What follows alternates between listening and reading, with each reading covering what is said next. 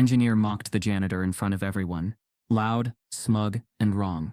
That mop wasn't just for floors. It was a test. Because under that uniform stood the CEO, Big Shaq, watching it all unfold. No warnings, no second chances, and when truth hit the boardroom, the firing wasn't private. It was public, brutal, and unforgettable.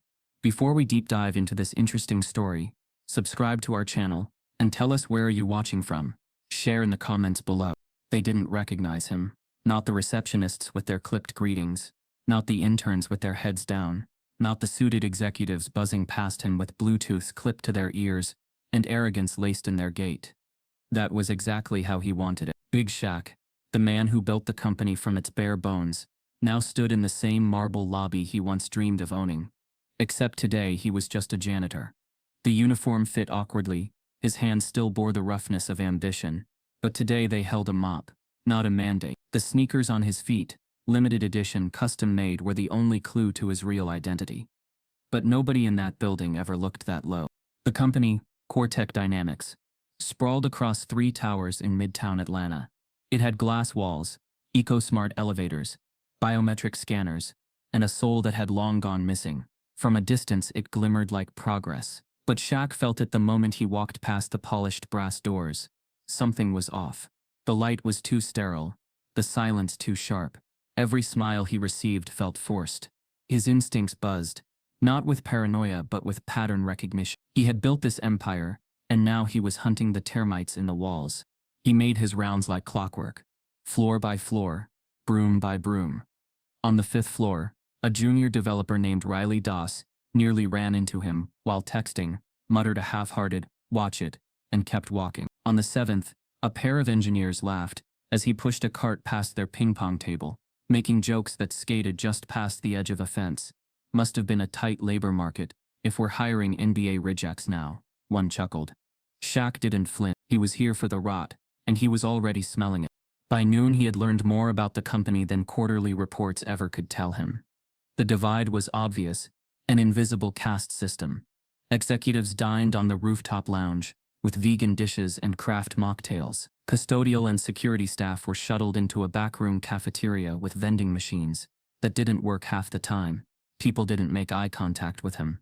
Some called him buddy, chief, or worse, big guy, as if his presence was a punchline. But Shaq wasn't looking for dignity. He was gathering data. There was one name he kept hearing, murmured in overlapping conversations like a rising tide. Delaney Briggs, the youngest systems engineer to lead a division. Blonde, sharp, always in stilettos. A star on the rise. The golden child of Cortec. But from what Shaq observed, she wasn't just ambitious. She was dangerous.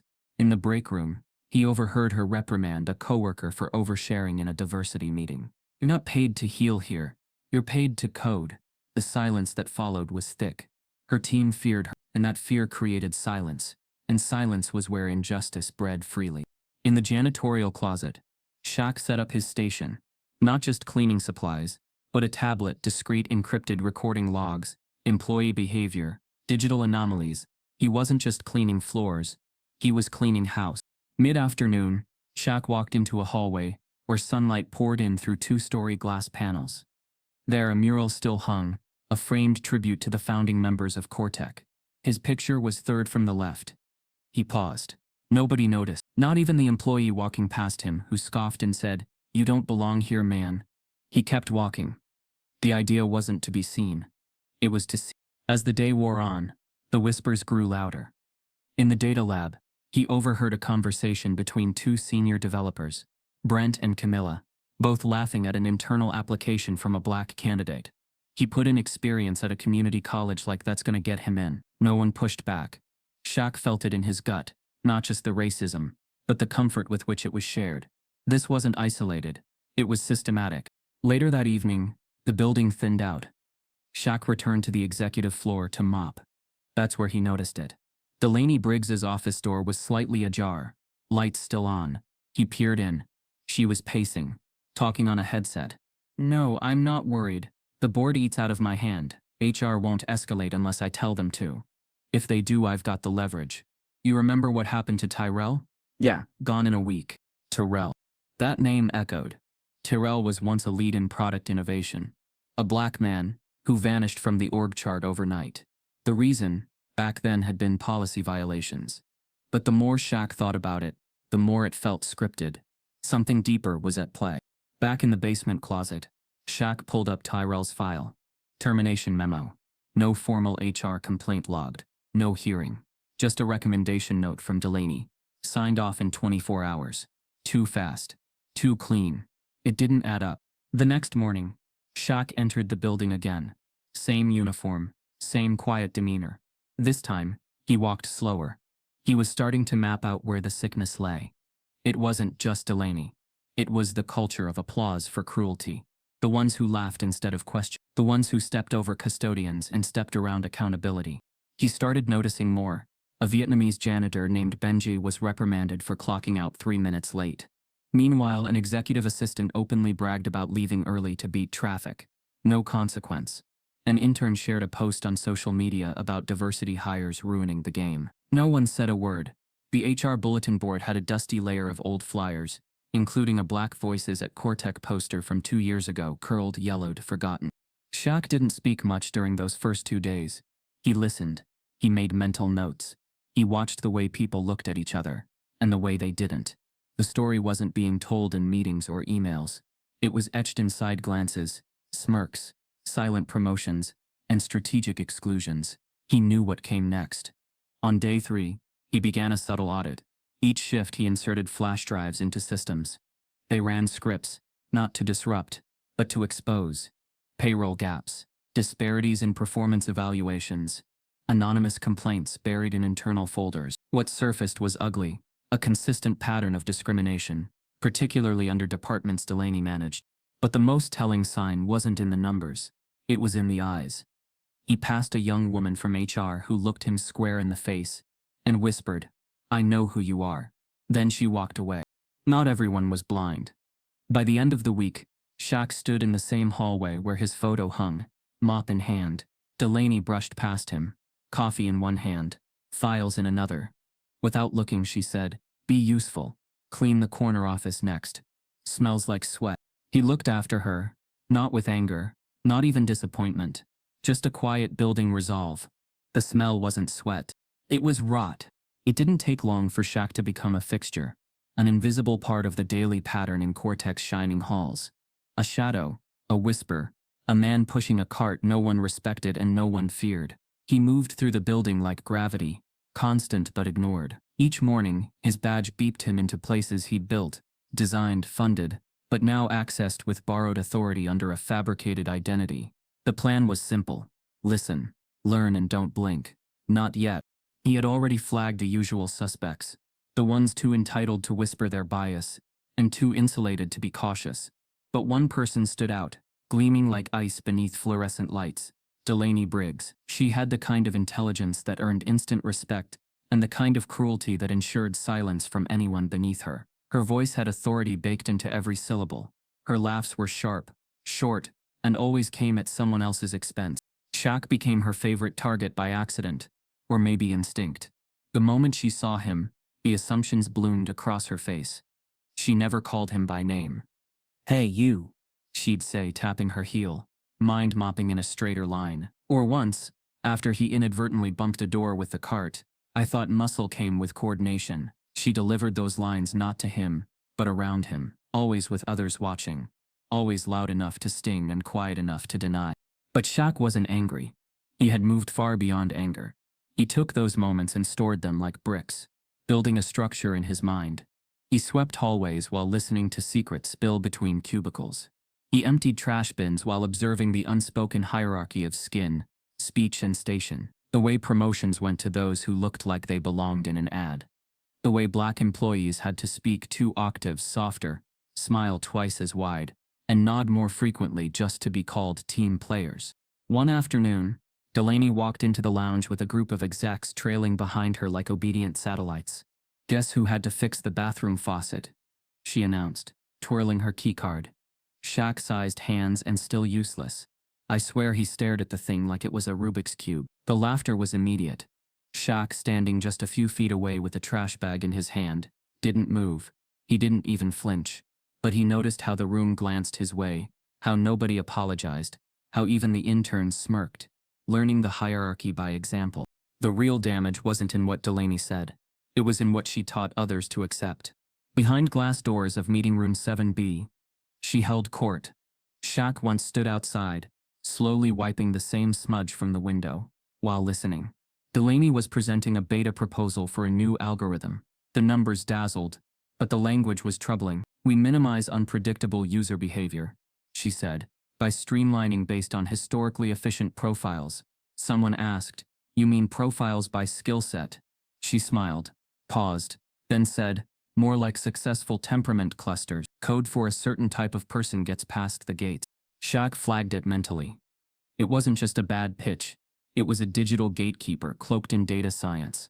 He kept track of these moments, logged each pattern.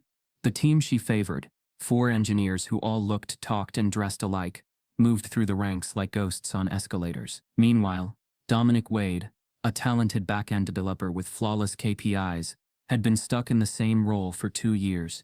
He was black, smart, soft-spoken, and clearly invisible to the people who mattered. In the late hours when the floors were quiet, Shaq began mining audit trails.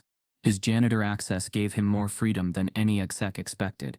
He noticed Delaney's habit of reviewing internal employee feedback before reviews were processed. Several times she'd intervened, subtly changing wording, reclassifying certain complaints as communication style clashes instead of what they were, red flags of workplace harassment and exclusion.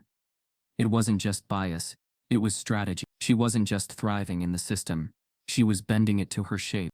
Shaq followed her digital footprint and discovered a private Slack channel, curiously named Green Room. It had 8 members, all upper mid-management. Inside they joked about interview candidates' attitudes, called one promising applicant a diversity dart throw, and shared screenshots of employee requests that they deemed entitled. The arrogance was open, unashamed, woven into banter. And yet in meetings, Delaney presented herself as a champion of inclusion. She chaired the diversity committee. She wore t-shirts on equity days. She had a knack for saying all the right things in public, while undermining them in policy. The hypocrisy was surgical. Shaq watched from the background, cleaned the coffee stains off her whiteboard, wiped down her desk when she left in a hurry. In her office trash one night, he found a crumpled resume, Dominic's, marked in red. Not culture fit. That was all it took to close a door. The next day, a small incident confirmed everything. As Shaq mopped near the design wing, Delaney approached with a visiting investor. Clean-cut clipboard, charm turned up high. She gestured toward Shaq without even looking. "And our facilities team keeps everything spotless. He's a real team player." The investor smiled politely, nodded. But then he looked again, squinted, and for half a breath Shaq saw recognition flicker in his eyes. Just for a second. The investor knew, but like everyone else, he said nothing. Later that week, in the executive kitchen, Shaq overheard Delaney venting to Grant Halbert, her closest lieutenant. "The board's soft," she snapped. "They want a feel-good story, not results. If we don't scale this quarter, we're going to have to sacrifice some sacred cows, and if HR gets in the way again, we'll find someone who plays ball." Shaq leaned against the janitor's closet nearby, listening through the vent grate. Grant laughed and replied, "You're too sharp for them. Just make sure none of the peons get smart." The real story of Cortec wasn't in its balance sheets or tech specs. It was in those little rooms, behind frosted glass and locked-in boxes, where ambition fed on silence. Shaq began planting breadcrumbs. He rerouted system logs to a private encrypted drive. He mirrored Green Room's archive. He even took photos of internal memos left carelessly open on Delaney's desk. Her carelessness was born of arrogance. She never imagined that the man wiping her screens had the keys to the kingdom. But more than that, he started noticing how others responded to her. One woman in marketing, Tasha Noland, flinched when Delaney approached. Shaq later saw Tasha sitting in her car during lunch, visibly shaken.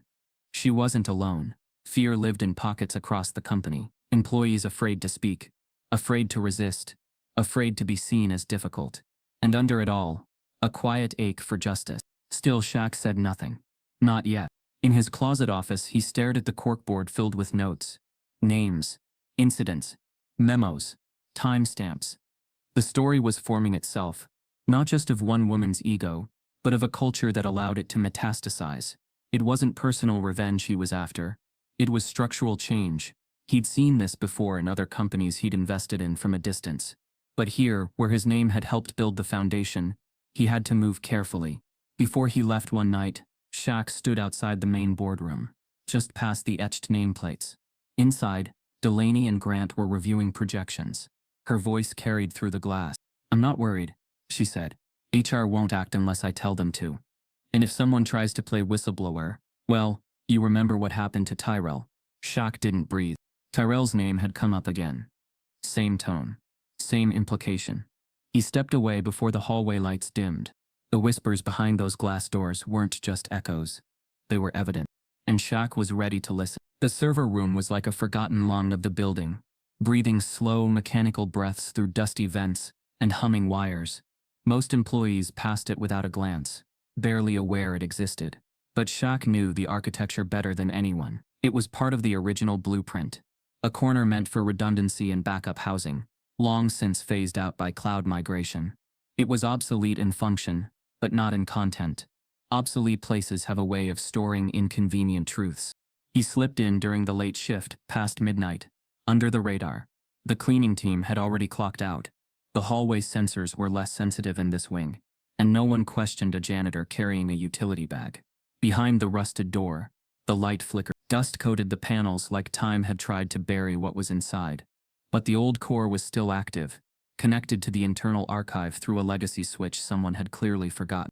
Shaq's fingers moved with the ease of someone who had touched the nerve center of hundreds of systems. He plugged in his encrypted drive. At first, the monitor showed only routine logs. Old backups archived employee directories, compliance folders from previous fiscal years. But as he tunneled deeper, masking his trace, he stumbled upon a subfolder labeled HR NDA lockout. It was nested beneath security redundancies and falsely labeled as calibration data. That told him everything he needed to know. Someone had hidden it on purpose. He decrypted the first file and froze. It was a salary audit, quarter by quarter, department by department. The disparities weren't just noticeable. They were damning. Employees with similar job descriptions, equivalent tenure, and nearly identical performance evaluations showed vast differences in compensation. The dividing line wasn't merit, it was race. Shaq scrolled line by line. He recognized names: black engineers making 20% less than their white peers. Bonus eligibility quietly stripped under budget adjustments. Promotions delayed under vague team dynamics notes. These weren't outliers. They were patterns. He dove further and found folders marked escalated, internal only. Inside were reports filed by employees who had complained, most of them never forwarded, never addressed. Several were from the same person. Tyrell R. Maddox. His name appeared again and again. He had flagged unethical hiring practices, manipulative feedback loops in the performance review software, and exclusionary behavior from department heads, including Delaney Bray. Shaq opened one of Tyrell's emails, time-stamped 8 months before his termination. The subject read, "Pattern of retaliation and pay disparity, request for formal review." The body was meticulous. Data charts, screenshots, records of team meetings where he was silenced or overruled. He'd built a case as clean as any courtroom argument. At the end, he wrote, "I love working here, but I won't stay silent while being punished for doing the right thing." The reply from HR was chilling in its vagueness. "Your concerns have been noted. Please refrain from pursuing this through non-sanctioned channels." 2 weeks later, another file. This time from Delaney. A formal complaint claiming aggressive tone, disruptive energy, and tension in collaborative spaces. Attached was a single anonymous statement from a team member. "Tyrell often challenges ideas with unnecessary intensity." Shaq leaned back from the monitor. That was the bullet. A single unverified observation disguised as a character flaw. Enough to end a career. Tyrell was fired under team disruption. No hearing, no mediation, no escalation, and no trace of his allegations in the final HR summary. His entire paper trail had been redacted, except here, buried in a corner no one checked, too dangerous to delete, and too risky to leave exposed. So they hid it. Shaq's chest tightened, not with surprise, but with sorrow. He clicked into another folder. This one was newer, labeled Interner, flagged Monitor closely. It listed employees under observation. Most were people of color. Their names were marked with behavior tags. Watch for dissent, possible agitator, frustrated energy, not a single disciplinary record among them, just flagged for being noticed. He sat in silence, the hum of the servers suddenly sounding like static from an old television. Every time he thought he'd seen the worst, Cortec offered more. And the worst part wasn't that it was hidden. The worst part was that nobody inside had come looking. He saved the entire data structure, encrypted it under triple passkeys, and logged out. But he wasn't done. On the way out, he stopped by the print station on the second floor. Using an admin card he'd cloned from an unguarded desk 2 days earlier, he printed the full HR correspondence trail from Tyrell's case. He folded the papers and placed them inside a maintenance report file, labeling it with neutral codes. Nothing in this operation could afford a misstep. As he headed down the hallway, he passed the product strategy room. The door was ajar. Inside, Delaney sat with Grant, laptops open, blue light spilling over their faces. She didn't see him, but he heard her voice again. Casual, confident, entitled. "I'm not losing this next round," she said, tapping the screen. "If anyone tries to bring up the Maddox mess, we bury it under Q2 performance. There's no appetite for drama at the board level." "Think anyone still has the files?" Grant asked. "Not unless HR grew a spine overnight." Shaq walked past with the same silent rhythm. But his heart thundered beneath the mask of calm. They believed they were untouchable. That silence had bought them amnesty. They didn't know yet what was coming. The next morning, as the building stirred to life, Shaq returned to the closet beneath the stairwell, a space he had converted into a personal war room. His corkboard expanded. He pinned the Maddox report at the center. Around it, threads connected other names, incidents, ignored warnings, a web of complicity. He wrote one line across the top: "Truth buried is truth multiplied." That day, he moved with new intensity. Not rushing, just deliberate. While cleaning conference rooms, he noted which leaders had access to internal approvals. While wiping down terminals, he noted who lingered on certain screens too long. And while emptying Delaney's trash, he saw a scribbled post-it note that read, "Board projections, sanitized notes." It wasn't fear that powered him. It was purpose. The kind of purpose that built empires and exposed corruption. He had been silent long enough, and so had Tyrell, and Camilla, and Dominic, and the dozens whose names wouldn't even be remembered if someone didn't carry the truth to light. Later that week, a message came across the internal feed. Cortec was preparing for an all-staff town hall with board members attending in person. The buzz spread like wildfire. People whispered about layoffs, restructuring, maybe even leadership changes. But Shaq smiled because for the first time, timing wasn't against him. It was aligning. The staff cafeteria didn't have the sleek granite counters or color-coded juice stations of the executive lounge on the 12th floor. No glass walls, no curated playlists humming in the background. The vending machines buzzed faintly, and the microwave let out a shrill beep every 60 seconds like a clock reminding people they were only temporarily allowed to pause. It was tucked behind the loading dock, forgotten in both design and spirit. But here, beneath fluorescent lights and the scent of reheated food, the real stories of Cortec unfolded. Shaq took his tray, mashed potatoes, canned green beans, a slice of something they called meatloaf, and found a seat at the far end, the plastic table bent slightly under his forearms. He didn't mind. These chairs were the kind you leaned into when you wanted to hear things that weren't meant for surface conversation. Across from him sat Benji, the overnight janitor with a permanent scowl and tired eyes. Beside him was Carmen, a cafeteria worker, who always wore rubber gloves, even when she wasn't working. On his other side sat Harold, an elderly maintenance worker with a back brace and a voice as scratchy as the intercom in the basement elevator. They talked in low voices, as if the walls might have ears, but the frustration was loud. Benji stabbed at his food. "You know that kid from DevOps? Tall one with the wire rim glasses?" He looked up.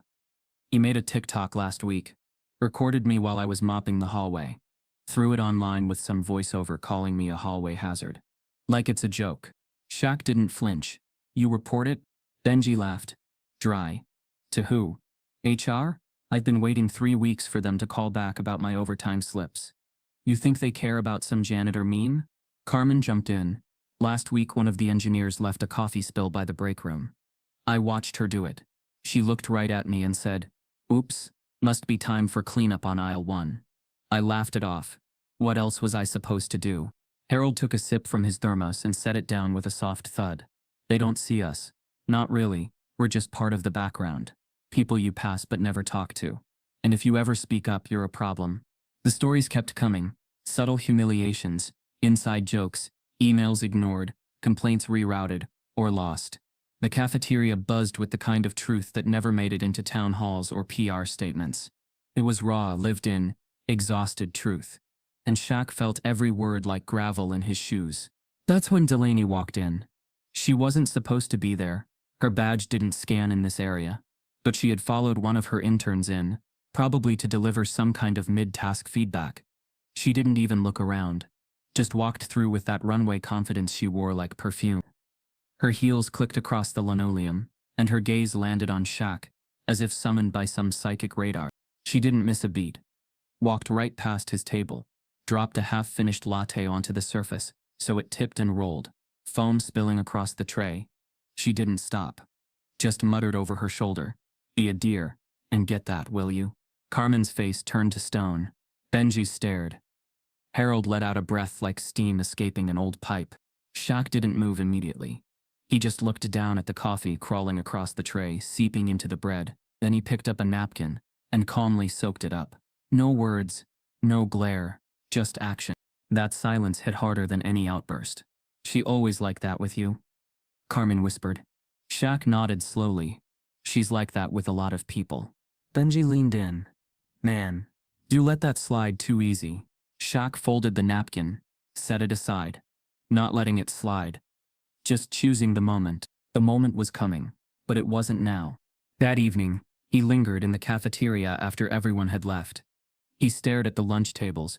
Plastic, chipped, but solid. Each one had held unspoken trauma. Each seat a witness. He began drafting something. Not a speech, not a threat. Something truer. A framework. He called it lunchroom laws. It wasn't about revenge. It was about justice. The kind that was built from the ground up. Not dropped from a boardroom ceiling. These people deserved more than apologies and rebranding. They needed change written in policy, etched into culture. And to get there, Shaq knew he'd have to rewrite the script from the inside. Over the next few days, he initiated quiet conversations with other support staff. He asked them simple questions. What would respect look like to you? What would fairness feel like? The answers came in fragments. Honest evaluations, equal pay, transparent complaints, leadership that didn't look through them. He took notes. Then he started nudging. One morning, a feedback card about cafeteria cleanliness, previously used as a quiet jab, was submitted with a typed suggestion. How about we train department heads on janitorial safety and empathy? He watched as HR flagged it, paused on it, and eventually filed it. Not rejected, not acted on either, but noticed. Another day, he orchestrated a timed maintenance delay in the executive elevator. Just 10 minutes. Long enough for upper management to walk through the lower-level cafeteria for once. Their discomfort was visible. Some even recoiled at the smell of real food. One made a joke about catching hepatitis from cafeteria forks. But one intern, a young white guy named Milo, asked Carmen where she got the bread rolls. "Best I've had in months," he'd said. Carmen smiled for the first time in weeks. Small things. But Shaq wasn't interested in spectacle. He was laying bricks, planning for something bigger. He used his janitor's access to replace a few posters on the break room walls. Outdated compliance flyers, swapped with quiet printouts of the lunchroom laws. They weren't official. They didn't need to be. They just said things like, "Silence protects no one. Respect isn't earned only by degrees. You can't build a company without acknowledging the ones who keep it clean." By the end of the week, half the custodial staff had taken photos of them. 2 employees from logistics asked where they could get copies. The posters started moving. Quietly. Like rebellion in slow motion. And then, on a Thursday afternoon, something unexpected happened. Shaq was cleaning outside the East Wing glass panels when Delaney walked by with her coffee again. She stopped, looked down, saw a flyer taped to the staff microwave. Read. For the first time she hesitated. Who put this up? She asked. No one in particular. No one answered. She looked over at Shaq. He was wiping a window. "You think this is funny?" He turned, slowly, and met her eyes. Not with defiance. Just a calm so steady, it made her falter. She scoffed. Right. Stay in your lane. She walked off, but her shoulders were tight now. Her steps faster. Shaq smiled. Because now she knew someone was watching. The storm outside was subtle at first. Just a drizzle against the windows and a flicker in the lights. But by mid-afternoon, clouds had swallowed the skyline. Inside Cortex Glass Tower, most kept their heads down, eyes locked to screens, unaware of the brewing pulse. Overhead, Shaq, however, felt it. Not the weather. The shift. A storm had been coming for weeks. This was just the moment it would manifest. Shaq had just finished polishing the metal doors on the executive elevator, the one rarely used by anyone without a corner office badge, when Delaney stepped in, heels clicking, lips pursed. She held a stack of files in one hand, a tablet in the other, and didn't even glance at him. As she barked, "Lobby." He nodded once and stepped in behind her, pushing the cart aside. The doors slid shut with a clean metallic hiss, and the soft music hummed faintly through the speakers. They descended 2 floors in silence. Then the lights stuttered. A groan echoed deep within the shaft. Everything cut. The elevator jerked and stopped with a hard thud, catching both of them slightly off balance. The emergency lights blinked on with a dim glow, coating the space in red-tinted shadows. The music died. The touchscreen controls flickered, went black. Then silent. Delaney let out a sharp breath. Oh, 4 of course. Just perfect. Shaq stood quietly in the corner, his body filling the space like a mountain in low light. He tapped the emergency button once, then twice. No response. The backup system should have kicked in. This was Cortec after all, every line redundant, every layer prepared. But something had failed. Call, Delaney snapped. Push it again. I've got a meeting with the board in 20 minutes. He didn't answer. He just pushed the button once more. Calmly. Delaney sighed, stepped back, and folded her arms. Unreal. Trapped in here with a janitor. Shaq didn't move. Minutes passed. The air grew warmer. Shaq leaned slightly against the rail, eyes watching the flicker of the emergency light on the ceiling. Delaney paced. The space, though spacious by design, began to feel tighter with every step she took. She glanced at him once, twice, then more directly. You're quiet, she muttered. Or do you just not speak? Still, nothing. She walked to the opposite corner and pressed the emergency call again. When nothing happened, she turned toward him. A little sharper now. You know they're gonna ask questions about this, right? 2 people trapped alone. Something always gets spun. He held her gaze calmly. Especially when it's someone like you, she added, tilting her head. Big guy. Doesn't talk much. Can be intimidating. There it was. The first crack in the civility. Shaq remained silent. Not out of submission, but precision. His silence wasn't weakness. It was awareness. Delaney scoffed. Right. Strong and silent type. You know, that act only works if people think you've got something going on upstairs. Shaq leaned against the back wall now. Arms crossed. Eyes steady. You think it's hard being a woman in tech? She asked, voice rising. Try being a woman who has to clean up after diversity hires, and interns who think emotional intelligence makes up for skill. I built this division from scratch.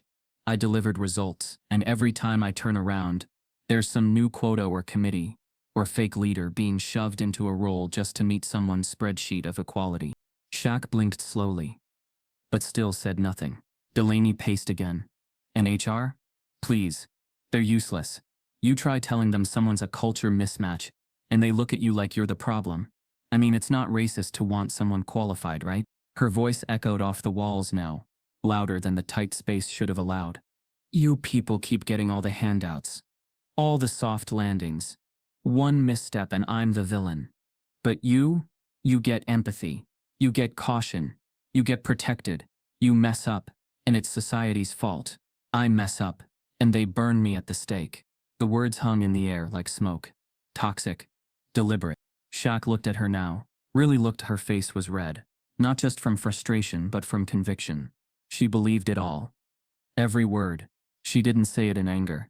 She said it like gospel. For the first time she hesitated. Something in his eyes unsettled her. His stillness wasn't passive. It was loaded. She stepped back, trying to regain her authority. I'm just saying, she added, her tone shifting. Let's be smart about this. We'll get out. I won't say anything if you don't. He remained quiet. A pause stretched between them, like a rope pulled taut. The tension wasn't just social anymore. It was moral. She was unraveling, and he was the mirror she couldn't turn away from. Then the lights blinked again. A crackle from the speaker. Elevator 3. Do you copy? Shaq pressed the button. Copy. 2 inside. He replied, voice calm. We're rebooting the system. Sit tight. 10 minutes max. As the line cut out, Delaney smoothed her blazer, took a deep breath and muttered, God, finally. When the doors opened, she stepped out first. Her heels echoed down the hallway, back rigid. She didn't look back. Shaq stayed in the elevator for a moment longer, watching the hallway where she disappeared. Then he pulled a tiny device from his pocket. An old digital recorder, no bigger than a pen cap. It had been running since the lights died. He clicked it off. That evening, a report was submitted to HR, filed under urgency, flagged red. Subject: inappropriate behavior during power outage. Allegation: verbal threat and suggestive body language. Target: Shaquille Daniels, janitorial staff. Delaney had moved fast. The language was precise. Words like intimidated, cornered, and felt unsafe. There were no witnesses, no security footage, just her version of the truth. A version that would have destroyed someone's livelihood. If that someone hadn't been the CEO. Shaq sat in the stairwell after hours, reading her statement, sent to him anonymously from an HR assistant who didn't know who he really was, but knew something wasn't right. He smiled faintly. Because in 10 days, the board meeting was scheduled, and Delaney had just volunteered herself as the opening act. The boardroom at Cortex sat like a cathedral of ambition. Frosted glass walls, a 30-foot carbon composite table, and ceiling lights designed to simulate daylight even during Atlanta's gloomiest stretches. Along one side of the room, 12 chairs were filled with powerful, polished executives, each wearing a variation of wealth, cufflinks, hand-stitched Italian suits, manicured nails that typed with authority. These were the people who approved million-dollar pivots with a nod and signed silence clauses with a smirk. But today, the air in that room held something heavier than strategy. It held anticipation, just not the kind Delaney Briggs thought she'd earn. She stood at the head of the table, chin high, her signature navy blazer pressed to perfection. Her hair was tucked behind one ear, exposing the diamond studs she reserved for high-stake presentations. The screen behind her glowed with bold fonts and animated charts, an avalanche of innovation, ROI models, and phrases like data-rich user experiences and aggressive acquisition funnels. Her voice danced with confidence, practiced but charismatic. Shaq watched from the last row of chairs, lining the back wall, invisible among the assistants and junior legal aides. His janitor's uniform was swapped for a simple gray button-down, sleeves rolled neatly, no title badge, no introduction, just another observer. But his eyes never left Delaney, not one. This, Delaney said, pointing to the final slide, is what future-proofing looks like. We're not just catching up to market trends, we're outpacing them. Our predictive behavior modeling will redefine how we target, how we scale, how we lead. The board murmured appreciatively. They liked what they saw until the questions began. It was Lyndon Graves, the most senior director, who leaned forward first. His silver hair and cautious eyes often made him the skeptic in the room. Can you clarify the ethical guardrails you've implemented for the behavior modeling software? There's been a lot of public scrutiny on similar systems. Delaney's lips curved, slightly tight. Of course, we've anonymized all initial user identifiers, and our filters remove any socio-political metadata before segmentation. Everything is built within compliance. Shaq knew that was a lie. He'd seen the code logs weeks ago. The segmentation models were clean on paper but slippery in function, designed to suppress unengaged profiles, which loosely translated to non-conforming behavior. In reality, it filtered out users who didn't fit traditional consumer molds. Disproportionately Black, Latino, neurodivergent, and lower-income testers were funneled into low-priority buckets. The questions kept coming, polite but precise. What's your timeline for ethics review integration? Was your beta team inclusive of non-majority demographics? Who signed off on the internal segmentation thresholds? Delaney pivoted through each one like a fencer. Evasive, quick, calculated, but the edge in her voice was new. Shaq saw it in the way she gripped her laser pointer, the small tremor she tried to mask when the subject veered too close to the HR NDA lockout folders. She didn't know who had tipped the board.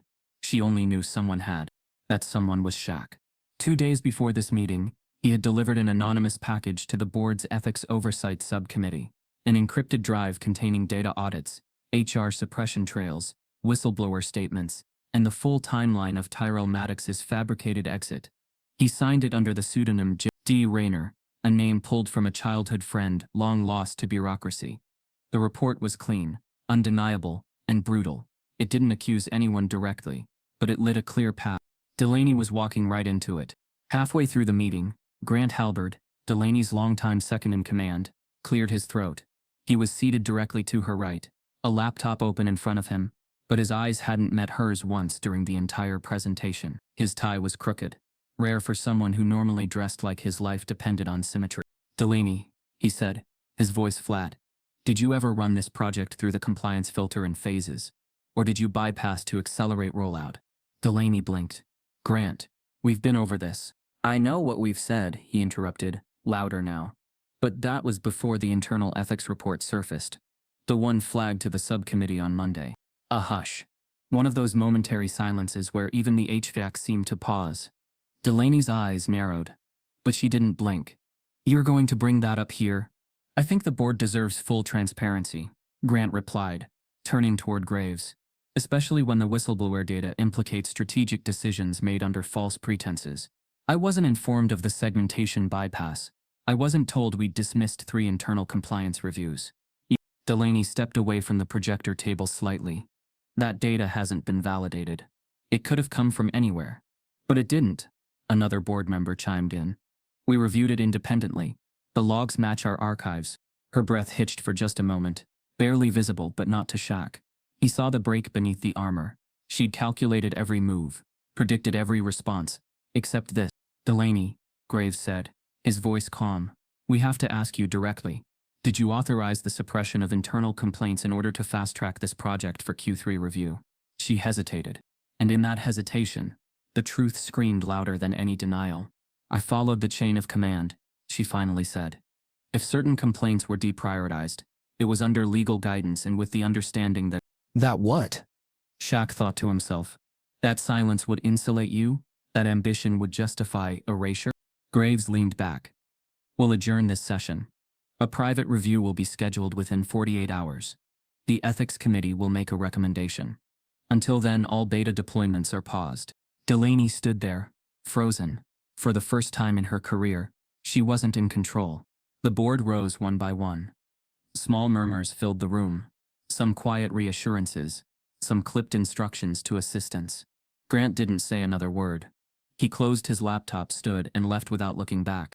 Shaq waited until the last board member left. Delaney remained at the head of the table, her hands gripping its edge, knuckles white. The lights above flickered slightly. A storm warning carried on a power surge. She turned, finally noticing him. "You," she said, voice low. Shaq tilted his head slightly. "Nothing more." Her lips curled. "You think you're clever? You think you're invisible? You're not." He didn't respond, just watched. "You don't know how this place works," she hissed. "You think you can change it from underneath, but they'll protect me. They always do." Shaq smiled softly. That was where she was wrong. Because they didn't know who he was yet. But they would. It was the kind of meeting that buzzed before it even began. An all-hands summons wasn't rare at Cortec, but this one came with a sharper tone. Mandatory attendance. Top-floor auditorium. Scheduled outside normal quarterly updates. The calendar invite simply read, "Organizational address.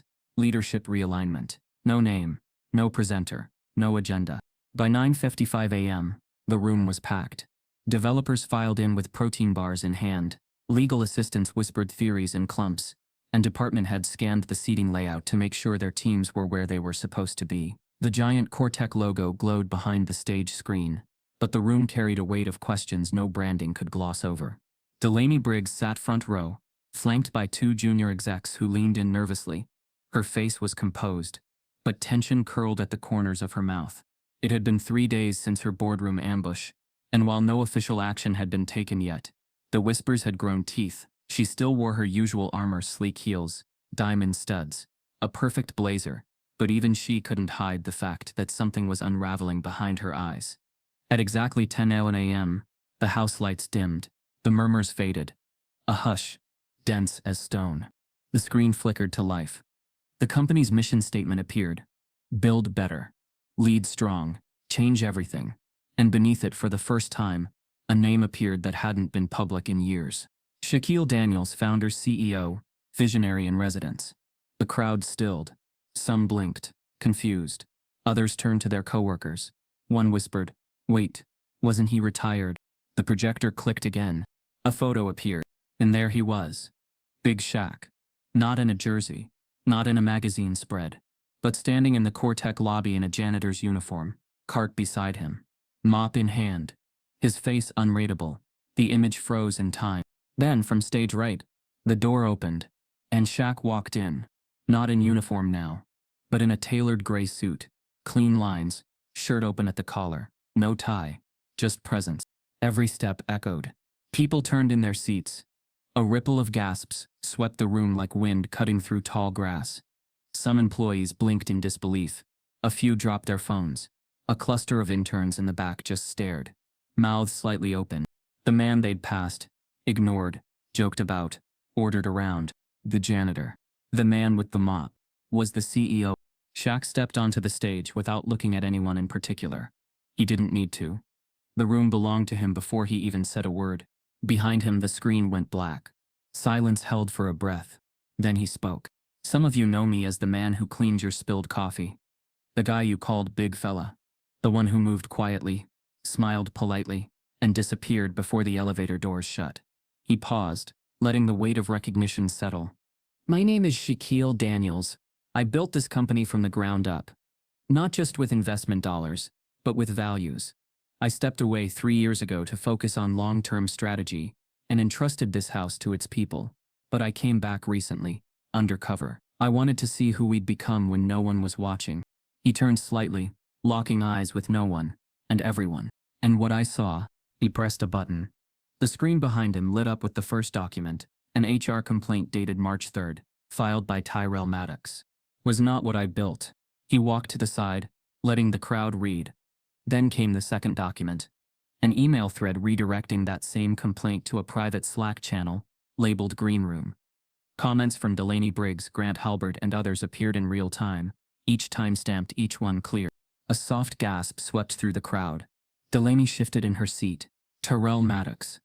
Terminated under false pretenses. No hearing. No protocol. Just erased. He wasn't the only one. Dozens of internal reports were buried, misfiled, or silenced. Patterns were flagged, but instead of being addressed, they were weaponized. He tapped again. More evidence. A timeline of salary discrepancies. Graphs of racial bias in promotion cycles. Testimonies. Internal logs. "Some of you laughed at me," he said softly. "Some mocked my walk. Some looked away. And some of you looked through me." He stepped forward now, slow and steady. "But the real problem wasn't how you treated me. It's how you treated the people who couldn't change the narrative. People who clean your offices. People who prep your spreadsheets. People who built this company beside you, but were never invited to the celebration." Delaney let out a nervous chuckle too loud for the silence it broke. "Okay, this is Shaquille. We could have handled this internally. You can't just hijack." He turned to her. And for the first time, the room saw a different Shaq. Not silent, not slow, but sharp. "I gave you chances," he said. "More than you knew. I listened while you disrespected people. I stood in elevators and heard every word. I watched you turn power into poison." The screen behind him changed again. This time, the elevator audio. Her voice, clear as crystal. "Rants about people like you. About quotas. About handouts." The same speech she thought was buried in a powerless space. It played for 12 seconds. Then cut. The silence after was deafening. Delaney stood now. "This is a violation of..." "Your contract's already been reviewed," Shaq said, voice firm. "Your clearance revoked. The board has signed off on your immediate suspension pending final termination. Your files are being audited. Your badge is deactivated." She looked around, eyes wild, waiting for someone to speak. Someone to stand. No one did. No one moved. Because the room had already decided. Shaq turned back to the audience. "I didn't come back for revenge. I came back to remind this company what we said we stood for. Not the buzzwords. The real values. Justice. Integrity. Transparency. We don't build better by erasing the uncomfortable. We build by facing it." He folded his hands, pausing. "And as of today, we start rebuilding." The screen faded to black. Applause didn't erupt. It grew. One hand, then two, then rows, then the room. It wasn't applause for power. It was for truth. Shaq stepped off stage. He didn't look back. He didn't need to. Because the badge had changed. But so had the company. Delaney Briggs wasn't used to silence. Not this kind. Not the kind that stretched across a room like a noose tightening. She had known awkward silences, passive-aggressive pauses in meetings, the hush that follows an ill-timed joke. But this was cold. This was deliberate. It was the sound of 100 people watching you lose something you thought no one could take. Just moments ago, she had still believed she could spin it. She stood there beneath the stage where Shaq had dropped truth like thunder. His words were still echoing in the bones of the room.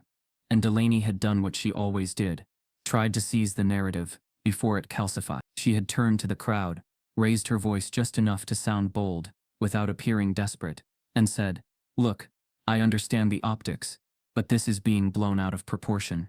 I've worked here for years. I've led teams. I've mentored dozens of you. This isn't what it looks like." Nobody nodded. Nobody moved. She tried again. "You really think this is about race? About power? This is politics, and we're letting feelings override facts. I've been targeted here." Still nothing. One executive in the second row shifted in their chair, but they weren't leaning forward. They were leaning away. Delaney felt it.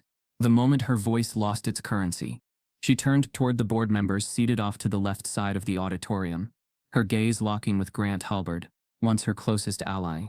His face offered nothing, not even discomfort. Just detachment. She tilted her head. "You know this isn't how Cortec handles personnel disputes. Public displays like this? That's not protocol. This is emotional theater. Come on, Grant. Say something." He didn't. Instead, Cortec's general counsel, a woman named Miriam Ellington, stepped forward and handed Delaney a white envelope. Official seal. Heavy stock. Delaney didn't take it. "I haven't even been given the right to respond," she said, voice climbing. "This is mob rule. You're all buying into a setup." The screen behind her lit up without warning. It was the elevator audio again. Just 15 seconds. The most damning part. Her voice. "Well, you people keep getting all the handouts. One misstep for you and you're protected. But I mess up and I'm the villain." When it stopped, no one said a word. No gasps. No denial. Just a woman standing in front of her own echo, swallowed by the same space she once ruled. "This is out of context," Delaney said, this time more quietly, turning halfway toward the audience. He didn't respond. He just stood there. He didn't say anything. How is silence evidence? Miriam placed the envelope on the edge of the podium and stepped back. "Delaney Briggs," she said clearly, voice devoid of emotion. "Effective immediately, your access to all Cortex systems and facilities is revoked. Your badge will no longer function, and you are not to contact any staff during the investigation closure period. The termination is final, pending a review of all remaining HR compliance audits." The word terminated sat in the room like a dropped anvil. Delaney's chest rose and fell. She took a step forward, as if toward the edge of the stage, toward anyone who might meet her halfway. "You're making a mistake. He manipulated this. You think he's a hero? He lied. He wore a costume. He tricked all of you." Finally, someone in the crowd stood. It was Tasha Noland, from the marketing team, the same woman Delaney once dismissed in front of a full team meeting for taking things too personally. Tasha spoke clearly.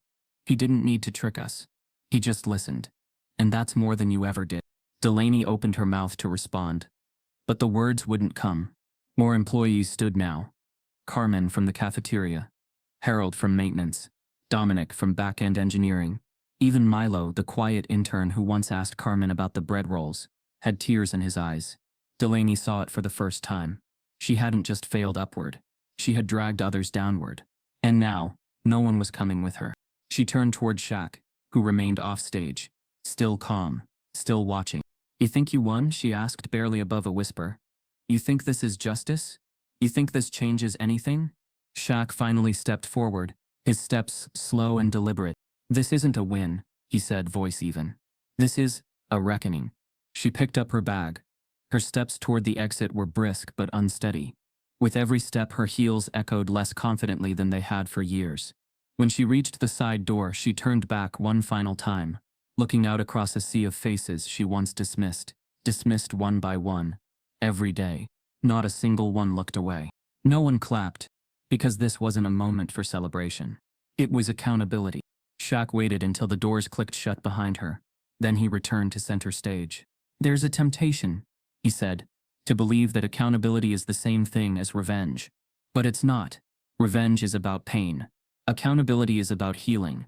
This is where we stop pretending that titles equal value, that credentials protect character, that silence equals safety." He paused, letting his words sink in. "We didn't just lose our way. We handed the map to the wrong people." He turned to the board. "And starting today, that changes. We rebuild. Transparently. Together. No applause. Just nods. Because real change doesn't come with fireworks. It comes in silence. In truth. In a woman walking out of a room, no longer feared. And in the people she overlooked. Finally seen." The morning after the meeting didn't begin with balloons or company-wide emails. There was no victory breakfast. No rebranding campaign plastered across the digital walls of Cortex's sleek intranet. Instead, it began in the basement, where dust still clung to copper pipes and the hum of the backup server whispered like a tired confession. Shaq walked the length of the corridor just as he had weeks earlier. Same measured pace, same sturdy frame filling the narrow space. But this time, he wasn't hiding behind a disguise. The janitor's uniform he wore wasn't camouflage anymore. It was a symbol stitched not just in fabric but in intent. Shaquille Daniels, CEO of Cortex, still wore the patch with the maintenance insignia on his chest. It was Friday, and from now on that's what Fridays would look like. The first step in rebuilding didn't happen in the boardroom. It happened with a mop, with a checklist of complaints, with long overdue conversations, and with the people the old Cortex had taught everyone to overlook. Down in the break room, the new weekly meeting had been moved, not to the glossy glass conference suite upstairs, but to the cafeteria. No reserved seats, no speaking time limits, no PowerPoint slides, just voices, real ones. At the front of the room sat a table with no titles, only name tags: Carmen, Harold, Benji, Tasha, Tyrell. Employees who once stood on the periphery were now at the heart of the culture rebuild. Terrell Maddox returned that week. Shaq welcomed him personally at the door. No speeches, just a hand on his shoulder and a quiet, "It's overdue." Terrell had been reinstated as Director of Product Integrity, a role that now reported directly to the office of the CEO. Not because he needed protection, but because his voice had once been silenced, and Shaq refused to let that happen again. The new diversity program wasn't just cosmetic. It wasn't a single workshop or one-week equity blitz. It was designed from the ground up, with the help of external advisors, employee coalitions, and yes, janitorial staff who had stories that no survey could ever capture. They called it CORE, Cortex Operating Route for Equity. It became the pulse of the organization, embedded in hiring protocols, feedback systems, even team performance metrics. No more top-down dictation. This time, equity lived at every layer. Hiring transparency rolled in next. Every open role came with published salary bands. Anonymous review panels were created to scrub bias from early screening. Candidates were given the right to request their interview feedback in writing. Every part of the system that had once been a silent gate was now wide open. There was resistance. A few mid-level managers pushed back, unsure how to navigate the new structure without their old shortcuts. One even said in a closed meeting, "So now I need a permission slip to promote someone." That manager was quietly removed after several team members flagged the comment. And for once the removal didn't cause shock. The company was learning. Accountability no longer needed dramatic reveals. It became procedural, like air filtration. Automatic. Unapologetic. The listening forums were the most powerful of all. What began as a single roundtable discussion in the basement grew into a weekly rotation, where each department was invited, one by one, to sit with staff from janitorial, cafeteria, logistics, and security. No lectures, no judgment. Just stories. Carmen shared how she learned English while scrubbing dishes in 3 kitchens a day. Benji told the room about his uncle, who'd spent 15 years maintaining HVAC systems in buildings where he couldn't afford to rent a room. Harold explained how he used to sneak into library night classes after 10-hour shifts, just to read the manuals engineers left behind. People didn't cry for show. They listened. They connected. And most importantly, they remembered. The shift in culture didn't make headlines. It didn't trend.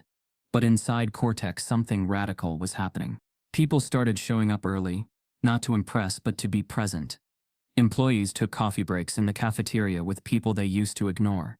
Mentorships formed between roles that used to exist on separate planets. The 12th floor even dropped its access restriction on Fridays. Open walk-ins, no clearance needed. Benji stepped into the design team's bullpen one afternoon and ended up explaining to a group of UI interns how maintenance schedules intersect with user behavior tracking. One of them built a prototype tool based on it. Shaq watched all this unfold, not from behind a desk, but from the floor. He kept his office on the ground level, former storage, now fully renovated, but intentionally unpolished, exposed brick, a long workbench, a whiteboard scrawled with handwritten notes, instead of bulletproof agendas. He called it the engine room, not because it sounded cool, but because that's what it was, the place where systems either failed or ran. Every Friday he suited up, wore the blue shirt, pushed the cart, walked the halls, and every time, someone new stopped him. To thank him. To ask him something. To tell a story. Shaq never held it over them. Because this was never about proving his value. It was about proving theirs. He still remembered the day he overheard that engineer joke about hiring NBA rejects. That man had resigned quietly the week after the all-hands meeting.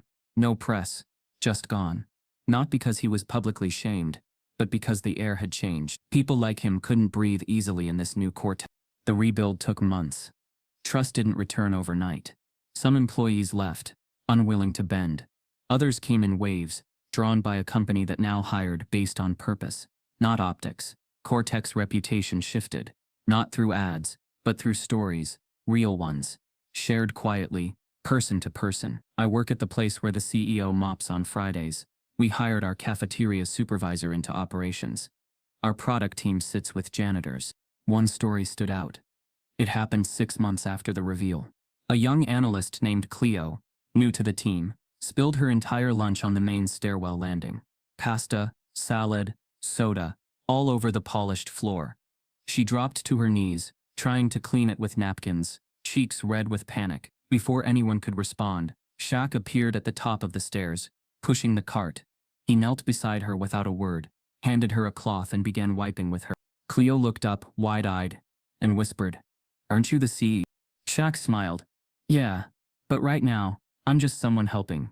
That photo, taken from the security feed and posted anonymously on the company's internal forum, was never turned into a billboard.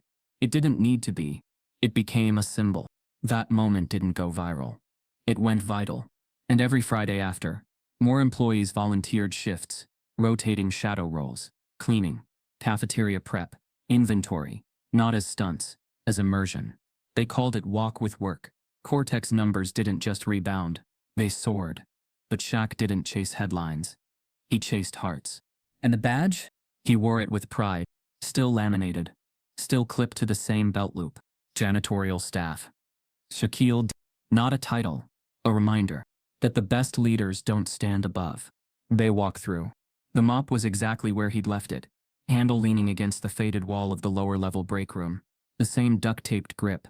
Same smudged plastic bucket that rolled with a soft squeak across the tiled floor. Shaq reached for it slowly, fingers curling around the worn wood like greeting an old friend. It was quiet that morning, early enough that the buzz of Cortex upper floors hadn't yet filtered down. No footsteps, no urgent emails pinging across glass desks, no hum of restless executives scanning dashboards. Just the soft rhythm of a building breathing before the world demanded things from it. He dragged the mop to the center of the break room, same way he had that first week, and began to move it across the floor in wide, steady arcs. Not because it needed cleaning. It didn't. It was spotless. But because the motion reminded him of something most companies forgot, where the real foundation lived. Not in stock valuations or KPI dashboards, but here, in the quiet spaces, in the moments when nobody was watching. He finished a slow pass across the tiles, then returned the mop to the corner. He didn't sit immediately. Instead, he stood still, eyes moving across the room, over the vending machines that now had fresh snacks, the freshly painted walls, the new bulletin board filled with handwritten notes from staff. Gratitude, humor, courage. One said, "Thank you for listening when no one else did." Another, "You helped us find our voice by not using yours first." Shaq sat in the same plastic chair he'd used during that first lunch with the custodial team, the one where Carmen told her story, where Benji had stabbed his fork into the meatloaf like it owed him an apology, where Harold had leaned back and said everything worth hearing in just a sentence or two. That chair squeaked as he leaned back, same as it always had. But this time, he wasn't alone. A young man entered, tall and wiry, maybe 19, with a lanyard that still looked too big for his neck, and shoes that had the stiff awkwardness of someone who hadn't quite grown into his space yet. He hovered at the doorway, unsure. "You're Shaquille Daniels," he said, voice respectful but curious. "The CEO. Shaq nodded once, not moving. "That's what the badge says." The kid took a few steps forward. "Can I sit?" Shaq gestured to the chair across from him. "You don't need permission to learn." The kid Jalen sat carefully. He glanced around, clearly absorbing the weight of the place, even if he didn't know why yet. "They told me you mop every Friday. Thought it was a joke." "It's not a joke," Shaq said. "It's a choice." Jalen leaned forward, elbows on knees. "I don't get it. You run the company. You've got a corner office, if you wanted one. A private car, board meetings, people to do this for you. Why keep doing this?" Shaq didn't answer right away. Instead, he reached down, grabbed the mop from the side, and set it standing between them. "You ever used one of these before?" he asked. Yeah. My mom made me mop the kitchen growing up." Shaq nodded. "Then you know it's not about how heavy it is. It's how long you carry it." Jalen sat back a little, thinking. "So this is symbolic?" Shaq chuckled once. "It's real. But yeah, it's a reminder of where I came from, of where too many people still are. You walk this building now, and people see me as the boss. But a few weeks ago, I was just the guy cleaning up their messes. And you know what changed?" Jalen shook his head. "Not much," Shaq said, "except now they're listening. Because truth doesn't need a mic, it just needs room." He looked toward the window, narrow and scratched from years of sun and rain. "You ever hear racism scream?" he asked. Jalen blinked. "I mean, not directly, not loudly." Shaq nodded again. "That's because it rarely screams in places like this. It whispers, in the performance reviews, in who gets invited to lunch, in the word fit when someone's too bold. It smiles while it subtracts. It jokes while it dismisses. It tells you you're part of the team, then leaves you off the thread." Jalen said nothing. He just listened. That's the weight. Shaq continued. "Not the mop, the silence. Carrying it, holding all the things people don't say but make you feel every day. You do it long enough, and it starts to bury parts of you." He leaned forward now, eyes locking with the young man's. "But when you finally decide to stop carrying it in silence, and start laying it out, piece by piece, every injustice, every slight, every manipulation, and you do it with calm, with facts, with your head high, it shakes buildings." Jalen looked at the mop now. Really looked at it. "What do I do when I see it happen?" he asked. "The whisper stuff. You name it," Shaq said, not always loudly, but clearly. "You build spaces where silence can't hide. You don't wait for a title. You use the seat you've got. And when they try to make you feel small, like your job doesn't matter, like you don't belong, you remember this." He tapped the mop. "This right here changed a company." Jalen nodded slowly, then stood. "Can I help today?" Shaq smiled. "You already are." They cleaned the break room together. One pass at a time. No audience. No speech. Just motion. Later, as the building filled with life again, Shaq walked through the halls. Some stopped him to shake his hand. Others offered smiles, even the ones who had once ignored him completely. But he didn't need their recognition. He wasn't walking to be seen. He was walking to remember. Because beneath every title, behind every glass wall and quarterly gain, lived a truth most leaders forgot. You don't lift people by standing taller. You lift them by walking lower. The janitor's badge still hung from his belt, just like always. And the mop? He carried it like a crown. Not of power. But of purpose. What you ignore defines what grows. The next time someone's underestimated, ask yourself, what story are you not seeing? Change doesn't start in boardrooms. It starts in break rooms. Keep your eyes open, your bias in check, and your integrity louder than your title. Because sometimes, the mop holds more power than the mic.